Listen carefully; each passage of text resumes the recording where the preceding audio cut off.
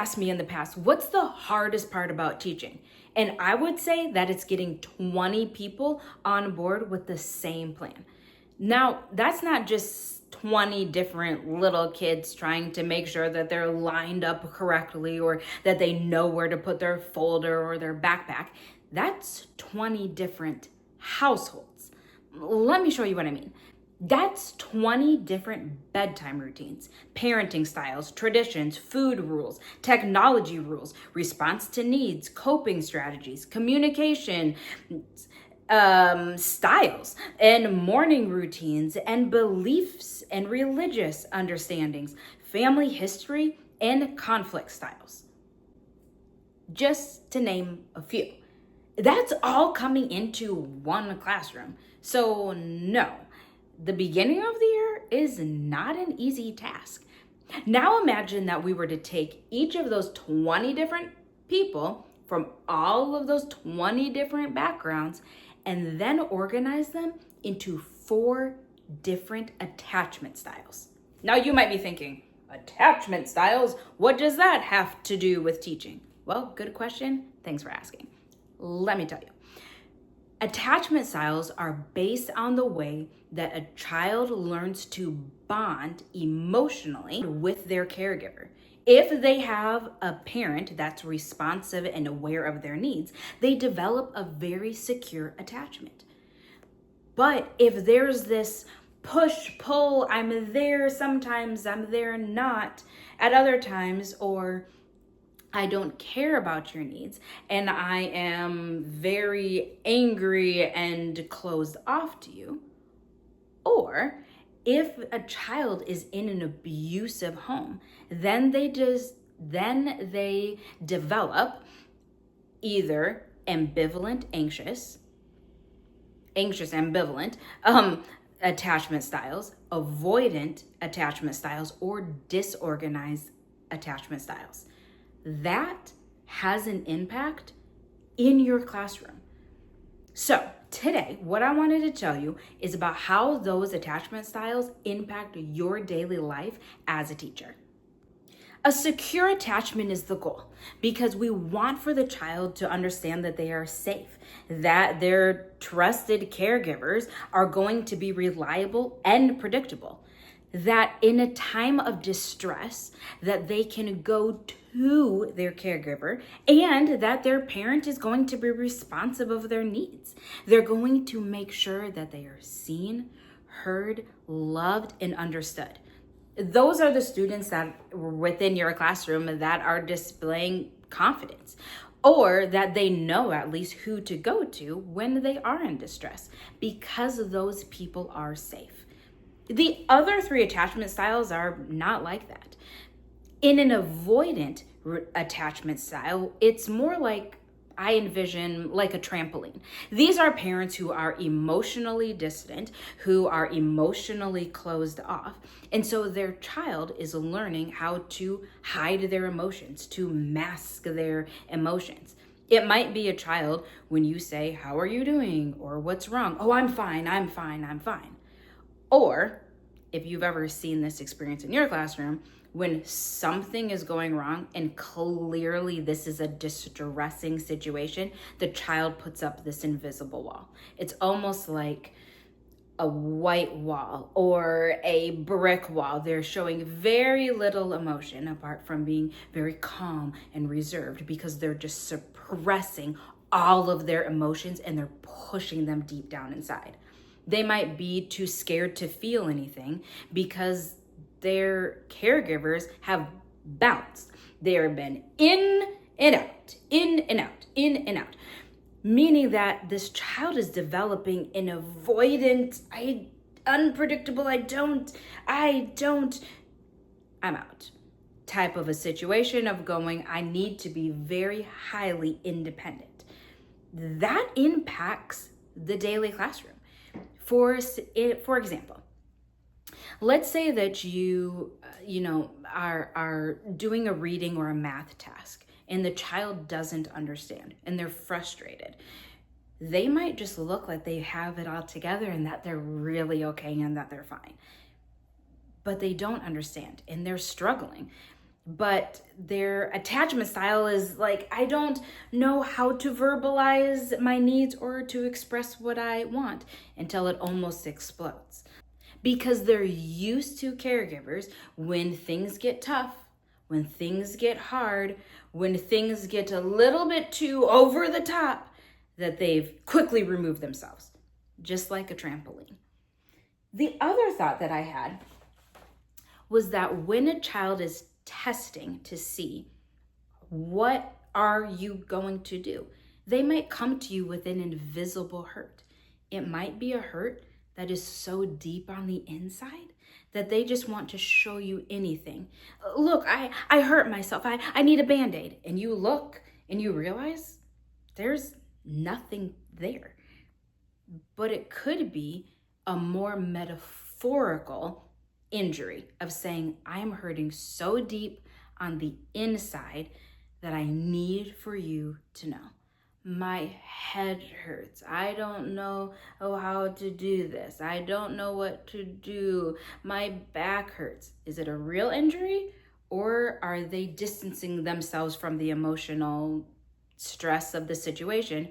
Or do they want to know if you're going to be responsive and if you're going to show that you care? That leads to the anxious-ambivalent child.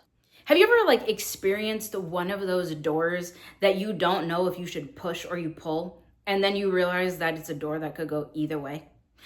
I have come up to those doors so many times, and it is so frustrating because I'm pushing, but it doesn't go. And then the other time I'm like, oh, it's a pull? What is happening here? And then sometimes it's a lever at the top where it can go either way. And I'm like, somebody just has to figure this out. That's what I think of when I think of the anxious-ambivalent child. It's a push-pull relationship of going, I want to be close to you, but I also need to protect myself and understand that you're not reliable. That when I'm trying to get close and yet we're distancing ourselves. I don't know what's happening within this relationship. An anxious-ambivalent child has parents who are inconsistent to their response to needs. That situation of saying, I'm here and I'm not. I'm sort of present, but I'm not really attentive to the depth of understanding of your true needs. Or I hear your needs, but I'm going to ignore you. I hear you crying. I hear you saying that you're hungry. I hear saying that you want to be picked up, and yet I'm too busy. I'm too preoccupied with my own situation, and that I'm going to dismiss that need. What I've seen in my classroom is that these are the kids that follow me around like a shadow, that they want to be within a 3-foot radius of me at all times. They want me to be there, but they don't want any help. They are there and present, but they don't know how to connect with me. But they're too scared to let me go, because it could be that once I leave or once I get busy doing something else, that I'm going to dismiss them and I'm going to ignore their needs. That shows up in your classroom too. The last one is called a disorganized attachment.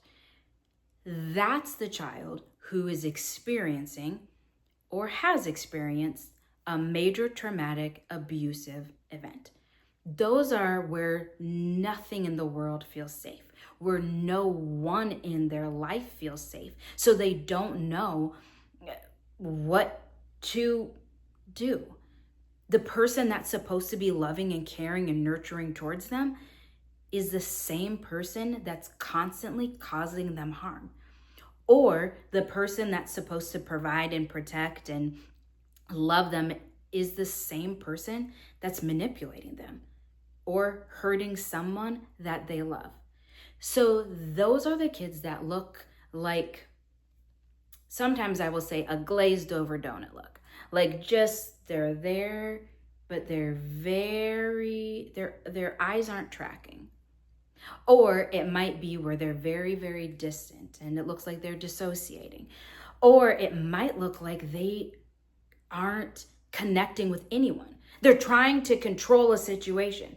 In my classroom, those are the kids that are overly controlling, overly manipulative because learned behavior, but also that's the only way that they know how to keep themselves safe. That's the only way that they know how, in a very disorganized setting, in a very unsafe situation, this is the only way that they know how to protect themselves.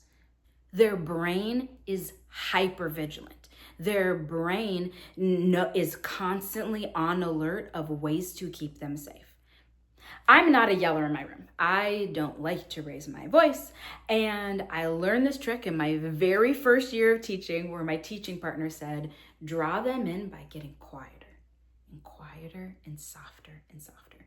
When I started to notice that there were children who had experienced trauma or had experienced domestic violence or other abusive situations within their home life, I also became very aware of my tone of voice, my facial expressions, and my body.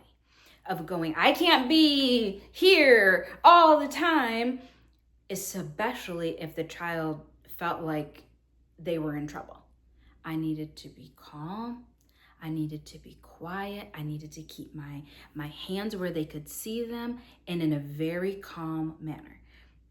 So each of these attachment styles shows up in your classroom every single day. So it's not just 20 different kids. It's understanding their home life and their family background enough to understand how is that child showing up, what's their view of the world around them, how to trust, and how to attach. Because that impacts how you connect with that child in a way of going, oh, this situation might be where you've got parents that are floating in and out. You might be in an abusive situation. You might be with a parent that's very dismissive of your needs. Therefore, I need to be able to flip the script and help guide you to an understanding of what a secure, trusting relationship looks like.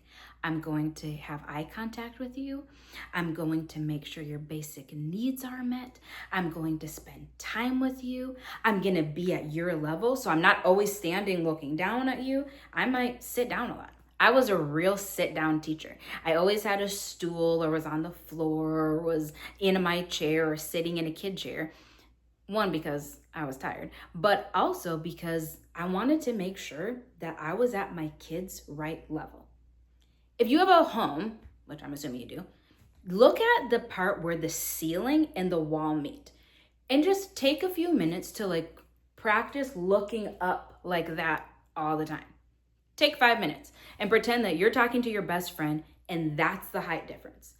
That's what it's like for your little people to be talking to you. If you're always standing up and looking down, be at their level and be responsive and caring and kind. It's hard to learn if you don't feel safe. It's hard to learn if you don't attach and build relationships with those around you. People aren't created to live in a bubble. We aren't created to always live in isolation. Now, as an introvert, as a bold introvert, I have no problem occasionally having days at a time where it's just me. But even within those days at a time, I'm still texting my friends. I'm still leaving voice messages for people. I'm still maybe just giving a phone call to a family member or a friend. Because learning and attachment and relationships grow when we're with other people. The same is true for the kids that are in your classroom. If they are coming from an attachment style that's anxious, ambivalent, avoidant, or disorganized, they might not know what it is like to be in a true, deep relationship and connection with somebody else that's safe and that's kind and that's good and that's helpful until they meet you, until they see how you respond and are aware of their needs, until you are somebody that shows up in a very loving and calm and safe way. how you're making eye contact with them, how you're listening and responding to their needs, as you are being safe and giving them a high five or a thumbs up and a good job, as you're not somebody who's manipulating or needing something from them, or in that you're very respectful of their words and their boundaries.